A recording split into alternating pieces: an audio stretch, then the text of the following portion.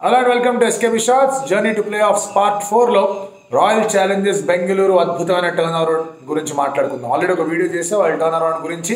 అది ప్లే ఆఫ్స్కి రాకముందు అసలు ఏం జరిగింది, ఎలా వీళ్ళకన్నీ కలిసి వచ్చే, వీళ్ళంత అద్భుతంగా ఆడారనే దాని గురించి కూడా మాట్లాడుకుందాం. అంతకన్నా ముందు మనం చిన్నప్పుడు ఒక ప్రావర్బ్ చదువుకున్నాం, ఒక చిన్న మోరల్ కథ చదువుకున్నాం. అందులో దాని ఇది ఏంటంటే కనుక God helps those who help themselves. తమని తాము కాపాడుకునే వాళ్ళు లేదా సహాయ సహకారాలు అందించుకునే వాళ్ళకి, ప్రయత్నాలు చేసే వాళ్ళకి దేవుడు ఎప్పుడు మంచి చేస్తాడనేది.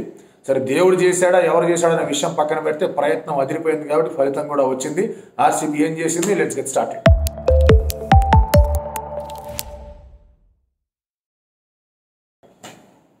ఆర్సీబీ జర్నీ గురించి మనం మాట్లాడుకుంటే కనుక 1992 వరల్డ్ కప్ పాకిస్తాన్ జర్నీ గుర్తుకొస్తుంది. 1999 వరల్డ్ కప్ ఆస్ట్రేలియా జర్నీ గుర్తుకొస్తుంది. Where they went and won the world title. 92లో 4 మ్యాచ్లు అయిపోయిన తర్వాత పాకిస్తాన్ ఏం పరిస్థితి అనుకున్నారు, ఒక మ్యాచ్ వాష్అవుట్ అయింది, టక గెలుచుకుంటూ వెళ్ళారు, వరల్డ్ కప్ గెలిచేశారు. 99లో పాకిస్తాన్తో ఆస్ట్రేలియా ఒక లీగ్ గేమ్ ఓడిపోయింది. వాళ్ళు సూపర్ 6 స్టేజ్కి వచ్చేసరికి 3 మ్యాచ్లు గెలవాలి. ఆ సూపర్ 6 స్టేజ్లో ఇండియా కూడా had to win all those 3 matches. Australia కూడా అన్ని 3 మ్యాచ్లు గెలవాలి. ఫస్ట్ మ్యాచ్ ఇండియా ఓడిపోయింది. ఆ తర్వాత ఆస్ట్రేలియా గెలుచుకుంటూ వెళ్ళి అప్పటికి కూడా సౌత్ ఆఫ్రికాతో ఒక క్లిష్టమైన పరిస్థితిలో ఉన్నారు. హర్షల్ గిబ్స్ స్టీవో క్యాచ్ డ్రాప్ చేశాడు, స్టీవో అదరగొట్టాడు. ఆ సూపర్ 6 మ్యాచ్ అనేది ఆస్ట్రేలియా సౌత్ ఆఫ్రికా మీద గెలిచింది.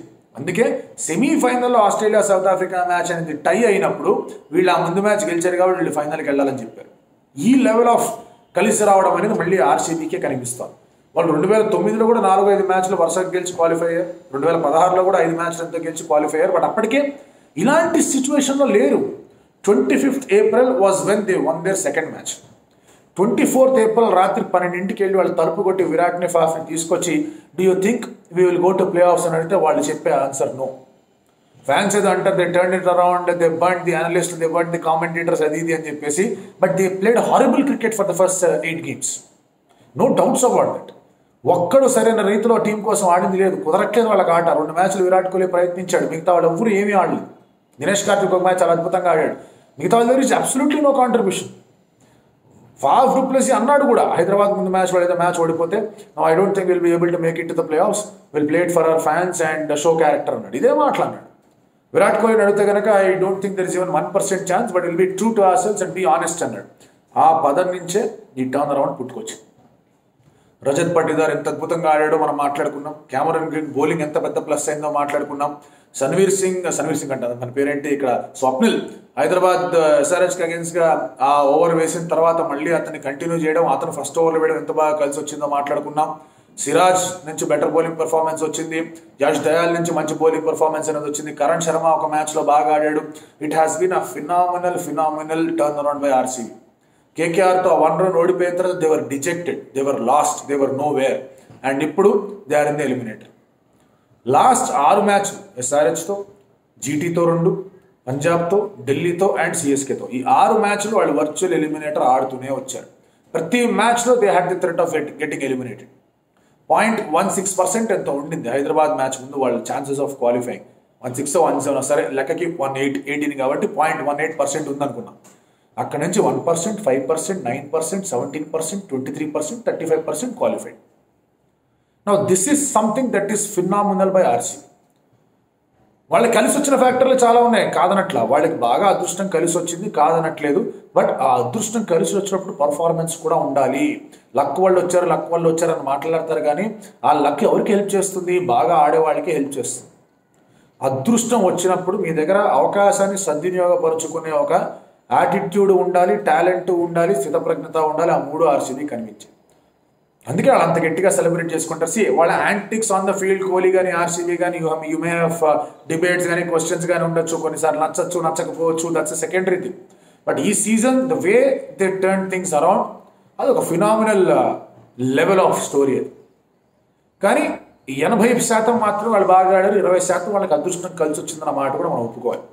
ఎందుకంటే 6-7 రిజల్ట్స్ ఒకేసారిగా కలిసి రావు ఏ ఒక్కరికి ఒక టోర్నమెంట్లో. అందుకే ఈసారి గెలవకపోతే ఇంకెప్పుడు గెలుస్తారు ఆర్సీబీ అనేది question. Definitely this season is for RCB అనిపిస్తుంది నాకైతే.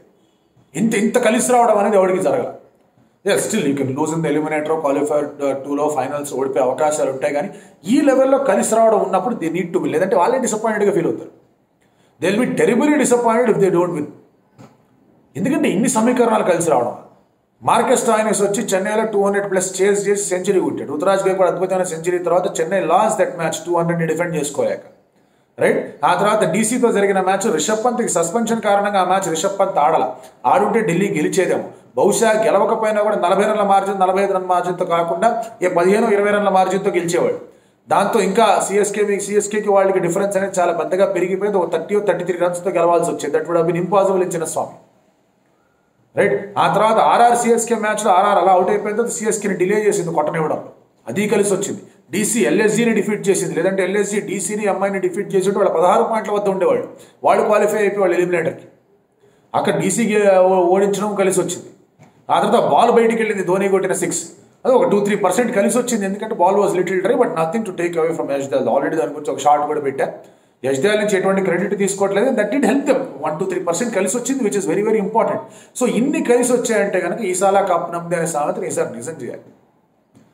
ఈసాలా ఇల్లానా ఆంధ్రే ఇన్న ఎవగా అని చెప్పేసి ఒక క్వశ్చన్ వస్తుంది మళ్ళీ.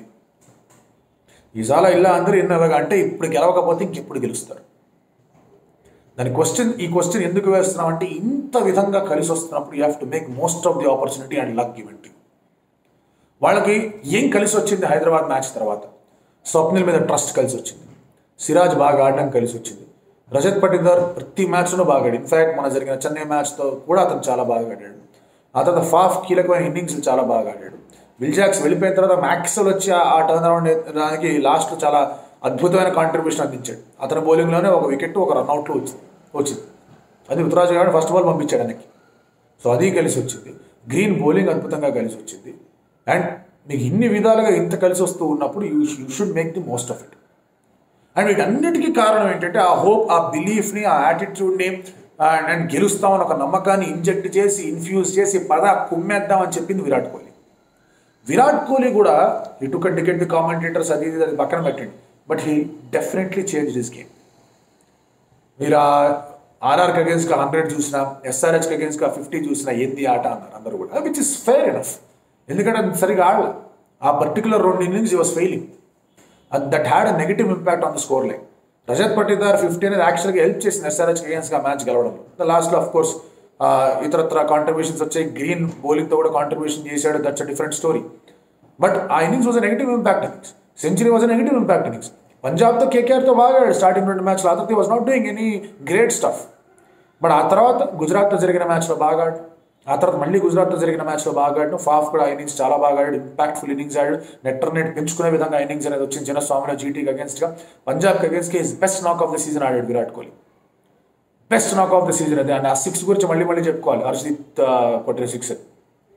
సో అది బాగా కలిసి వచ్చింది వాళ్ళకి. So he definitely changes game. Slack sweep తీసుకొచ్చాడు, స్ట్రైట్ ఆడడం మొదలుపెట్టాడు. బాటమ్ అండ్ పవర్ అనేది ఎక్కడ వాడాలో అక్కడే వాడుతున్నాడు. స్లోవర్ వికెట్ మీద ఇంకా బాగా ఆడాడు. మన వర్షం పడిన తర్వాత బాల్ జప్ప జింగ్ సక్ టర్న్ అవుతుంటే కృష్ణమాచార్య శ్రీకాంత్ లైన్లో చెప్పాలంటే దాన్ని జాగ్రత్తగా ఆడాడు. ఆ ఇన్నింగ్స్లో he might not have been highest scorer, కానీ ఫాఫ్ అక్కడ ఫ్రస్ట్రేట్ అవుతుంటే విరాట్ కోహ్లీ స్కోర్ బోర్డ్ని ముందుకు కదలపడంలో చాలా గట్టి పాత్ర పోషించాడు. So there were many positive, impactful innings of Virat Kohli post the Hyderabad match. గుజరాత్తో 2 మ్యాచ్లు కానివ్వండి, పంజాబ్తో మ్యాచ్ కానివ్వండి, ఢిల్లీతో కూడా వండర్ఫుల్లీ పాజిటివ్ ఇన్నింగ్స్. 3 6లు కొట్టాడు, అవుట్ అయిపోయాడు. ఇషాంత్ శర్మ వాళ్ళు 3 6లు కొట్టాడు. 27 of 13 12 ఎంతో కొట్టాడు. అది అద్భుతమైన రీతిలో ఆడాడు. సో ఆ ఇంపాక్ట్ అనేది పెరుగుతూ వచ్చింది. Faf also contributed to that. Patidar అయితే ఇంకా చెప్పక్కర్లే, ప్రతి మ్యాచ్ బాస్. ఈ టర్న్ అరౌండ్లో ప్రతి మ్యాచ్ గుజరాత్ టైటన్స్తో జరిగిన 2 మ్యాచ్లు పైన అందులో ఒక దాంట్లో బ్యాటింగ్ చేసే అవకాశం రాలేదు, ఇంకో దాంట్లో 4 ఎంతో కొట్టి అవుట్ అయిపోయాడు. బట్ ఈ 6 మ్యాచ్లో 4 మ్యాచ్లో పట్టిదార్ ఇన్నింగ్స్ కాంట్రిబ్యూషన్ అనేది ఉంది. And is a terrific player of spin. అహ్మదాబాద్లో బ్లాక్ సాయిలే, చెన్నైలోనూ బ్లాక్ సాయిల్, కొంచెం మిక్స్ సాయిల్ వికెట్ ఇస్తారో చూడాలి. సో ఇక్కడ స్పిన్ అనేది అవుతుంది, గ్రిప్ అనేది అవుతుంది. అద్భుతమైన ప్లేయర్ ఆఫ్ స్పిన్. అండ్ ఈ ఎలిమినేటర్లో అశ్విన్ చహల్ని ఎదుర్కోవడానికి రజత్ పట్టిదారే ప్రధానమైన ఆయుధం. అండ్ అలాంటి రీతిలో ఆర్సీబీ టర్న్ అరౌండ్ చేయడం అనేది మాత్రం ఇట్ ఇస్ అన్బిలీవబుల్. అంటే చాలామంది రోడ్ దెమ్ ఆఫ్, చూసారా ఎలా టర్న్ అరౌండ్ చేశారు, ఎలా కంబ్యాక్ ఇచ్చారు అంటున్నారు. But they themselves wrote them off. వాళ్ళంతటా వాళ్ళే అడ్మిట్ చేశారు పోతున్నామని. They only wanted to play good cricket. So result అనేది వాళ్ళు ఎప్పుడు పక్కన పెట్టేశారు. మెల్లమెల్లగా గెలుస్తున్న కొద్దీ వాళ్ళకి రిజల్ట్ మీద కన్నుబడింది.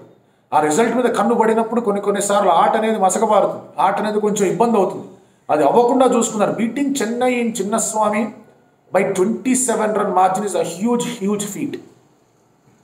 సో అందుకే కలిసి వచ్చినాయని మాట్లాడుకున్నా కూడా కలిసి వచ్చిందని సరైన రీతిలో ఉపయోగించుకోవడం కూడా రావాలి. దానికి ప్రతిభ ఉండాలి, దానికి స్కిల్స్ కనబరిచే కాన్ఫిడెన్స్ ఉండాలి. అండ్ అలాగే అన్నిటికన్నా మన ఆత్మవిశ్వాసం కన్నా ముందు విశ్వాసం ఉండాలి. ఎల్లగలనరా బాబు అని ఒక ఫెయిత్ ఉండాలి. జస్ట్ ప్లే గుడ్ క్రికెట్ అన్నాడు Virat Kohli and everybody align. అది కలిసి వచ్చింది బాగా. అండ్ ఫీల్డింగ్లో కూడా 2 డైరెక్ట్ హిట్లు కొట్టాడు స్వామి. ఆ తర్వాత మిగతా బౌలింగ్ యూనిట్ అంతా కూడా బాగా కలిసి వచ్చింది. స్వప్నిల్ ఎంత మెచ్చుకున్నా తక్కువే, కొంచెం అండర్ రేటెడ్ పర్ఫార్మెన్స్గా అనిపిస్తుంది. కానీ ప్రతి మ్యాచ్లో వచ్చి ఓవర్లు వేయడం.